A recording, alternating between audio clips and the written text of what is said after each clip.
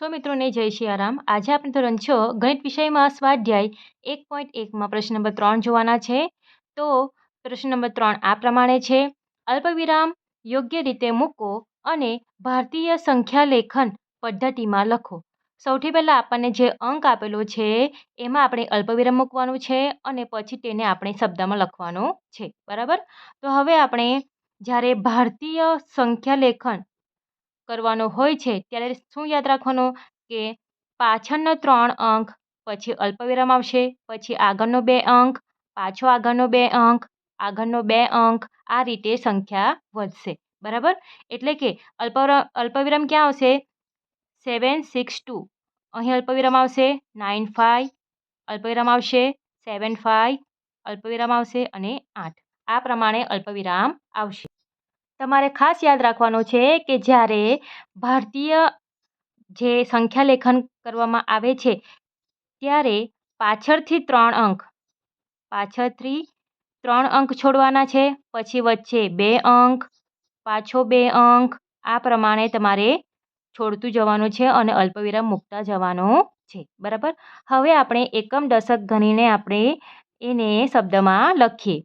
તો એકમ, દશક, 100, હજાર, 10,000, લાખ, 10 લાખ, કરોડ, બરાબર। એટલે શું આવશે? 8 કરોડ લખીશું, 8 કરોડ। ત્યાર પછી આ લાખ ઉપર આવે છે તો શું થશે? એમાં 75 લાખ, 75 લાખ। અને આ હજાર ઉપર આવે છે, હજાર ઉપર આવે છે એનો મતલબ શું થાય છે? 95,000, 95,000। અને આ એકમ, દશક, 100, 762, બરાબર, 762, બરાબર। તો આ પ્રમાણે આપણે શબ્દમાં લખી લીધું છે, બરાબર। ત્યાર પછી જુઓ, 3 અંક પછી અલ્પવિરામ આવશે, 2 અંક પછી અલ્પવિરામ આવશે અને 2 અંક, બાકીનો 2 અંક વધે છે એને આપણે એમ જ રહેવા દઈશું, બરાબર। તો આન્સર લખીશું 85 અલ્પવિરામ 46 અલ્પવિરામ 283। હવે આપણે એકમ દશક ગણીને એને શબ્દમાં લખીએ। એકમ, દશક, 100, હજાર, 10,000, લાખ, 10 લાખ, એટલે કે શું થાય છે? 85 લાખ, બરાબર। 85 લાખ 46,000 આવે છે, 46,000। ત્યાર પછી 283, તો 283, બરાબર। આ પ્રમાણે આપણે શબ્દમાં લખી લીધું છે। ત્યાર પછી સી નંબરને જોઈએ। 3 અંક પછી અલ્પવિરામ આવશે, 2 અંક પછી અલ્પવિરામ, પાછો 2 અંક પછી અલ્પવિરામ, આ પ્રમાણે આવશે। તો આપણે પાછળથી લખતા જઈશું તો પણ તમને સરળતા રહેશે, બરાબર। તો તે પ્રમાણે 640 અલ્પવિરામ, 2 વખત 0, 0, 0, અલ્પવિરામ, 99 અલ્પવિરામ 9, બરાબર। પછી આપણે એકમ, દશક, 100, હજાર, 10,000, લાખ, 10 લાખ અને કરોડ। કરોડ ઉપર 9 આવે છે તો 9 કરોડ અને 99 એટલે કે 99 લાખ। ત્યાર પછી 0, 0 છે, બંને 0, 0 છે એટલે કંઈ લખવાનું નથી અને લાસ્ટમાં કેટલા બચે છે? 46, બરાબર। તો આ પ્રમાણે આપણો આન્સર આવશે। ત્યાર પછી ડી નંબરનું જોઈ લઈએ। તો સૌથી પહેલાં આપણે તમારે રકમ લખવી હોય તો આ પ્રમાણે રકમ લખી લેવાની, બરાબર, ઉપરથી જોઈને સેમ। ત્યાર પછી 3 અંક પાછળથી અલ્પવિરામ, ત્યાર પછીના 2 અંક, ત્યાર પછીના આગળ જઈએ તો 2 અંક, બરાબર। હવે આપણે એકમ દશક ગણી લઈએ। એકમ, દશક, 100, હજાર, 10,000, લાખ, 10 લાખ અને કરોડ, તો 9 કરોડ આવશે, 9 કરોડ। આ લાખ ઉપર કેટલા છે? 84 છે, તો 84 લાખ। હજાર ઉપર કેટલા છે?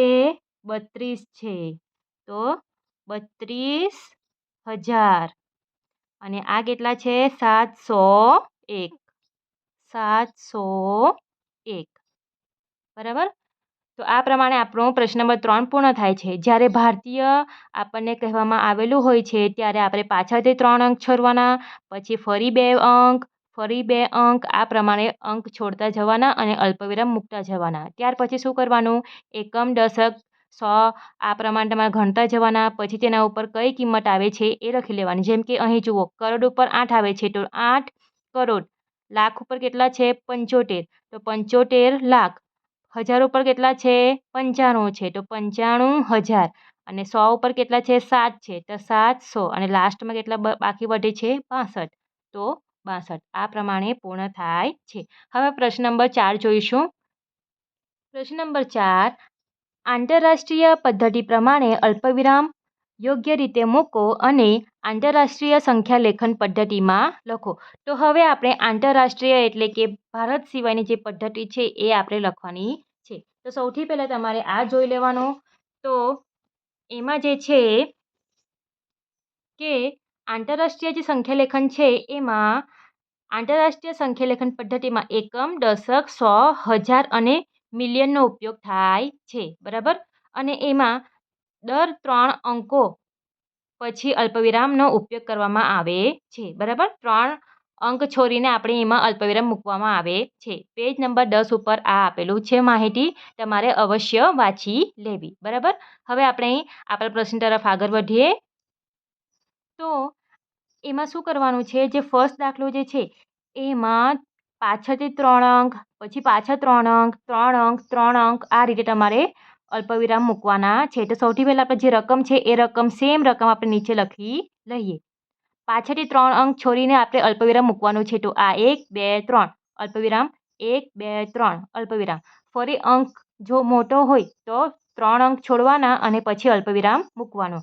હવે આપણે એને ગણતરી કેવી રીતે કરવાની? તો શું કરવાનું છે આમાં કે આપણે જાણીએ છીએ કે મિલિયન એ આપણે જોઈ ગયા છે કે 1 મિલિયન શું કહેવાય? કે એકની પાછળ જ્યારે 6 શૂન્ય આવે છે એને શું કહેવામાં આવે છે? 1 મિલિયન કહેવામાં આવે છે. એ આપણે જાણીએ છીએ. બરાબર. તો એમાં જુઓ 1, 2, 3, 4, 5, 6. આમ જોવા જઈએ તો 78ની પાછળ કેટલા બીજા અંક છે? 6 અંક વધારે છે. એટલે કે આ સંખ્યા 78 મિલિયનની છે. બરાબર.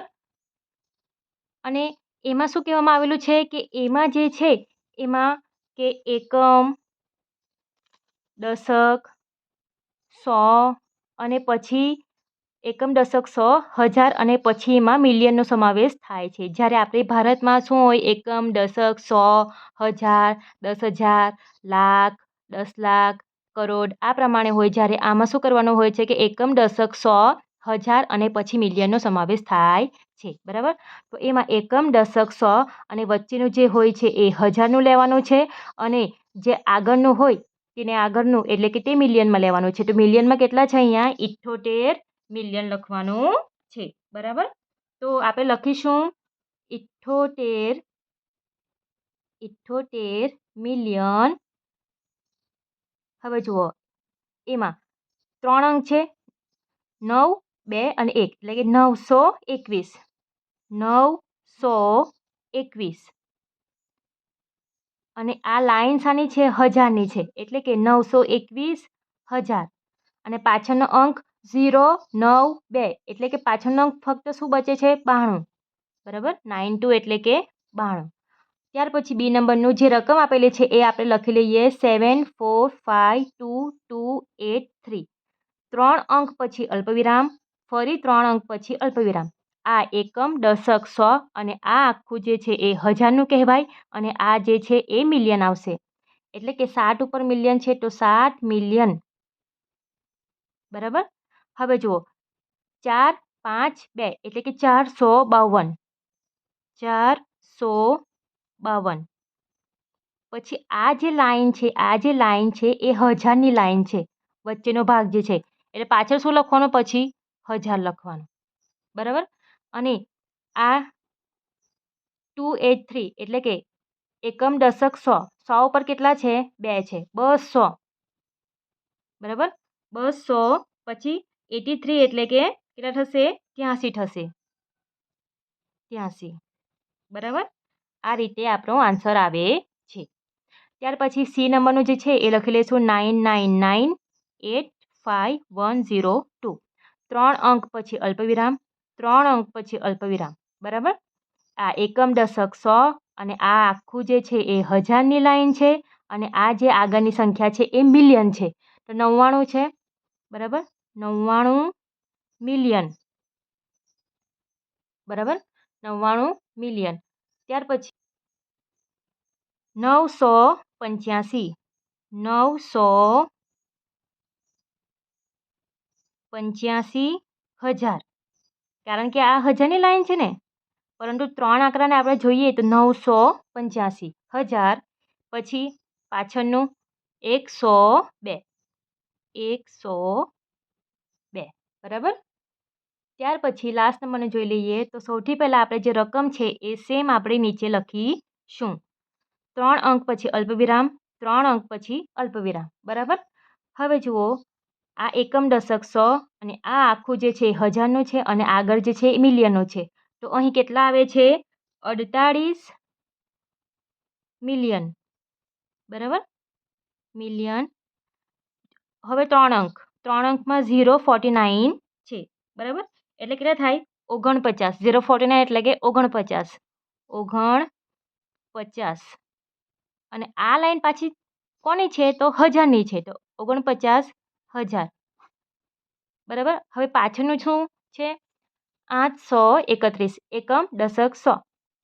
100 પર કેટલા છે? 8. તો 800 અને પાછળના 2 અંક 31. બરાબર. છે ઇઝી. છે ઇઝી. જ્યારે આંતરરાષ્ટ્રીય હોય છે ત્યારે શું કરવાનું? 3 અંક છોડીને અલ્પવિરામ મૂકતા જવાનું. બરાબર. હવે જ્યારે શબ્દમાં લખવામાં આવે છે ત્યારે શું કરવાનું? આ એકમ, દશક, સો અને વચ્ચેનું જે 3 અંક હોય એને 1000 ગણવાના. 1000 ગણવાના, પરંતુ આ જે 3 અંક હોય, 3 અંક તેને લખવાનું શબ્દમાં. જેમ કે આ 921 છે. 921 એટલે કે 921 પછી લખવાનું 1000. ત્યાર પછી 092 છે એટલે 92 આવશે. બરાબર. હવે એમાં જુઓ, 452. 452. બરાબર. 452. પછી આ લાઈન હજારની છે એટલે પાછળ 1000 શબ્દ લખવાના અને પાછળના એકમ, દશક, સો. 100 ઉપર 2 છે તો 200 અને 83 એટલે કે 83. બરાબર. તો આ પ્રમાણે આપણો જે પ્રશ્ન નંબર 4 છે એ પણ પૂર્ણ થાય છે. વિડીયો પસંદ આવ્યો હોય તો વિડીયોને જરૂરથી લાઇક કરજો, મિત્રમાં શેર કરજો, ચેનલને સબસ્ક્રાઈબ કરતા રહેજો. મળીએ આપણી આગળના વિડીયોમાં નવા સ્વાધ્યાય સાથે. સૌને જય સિયારામ.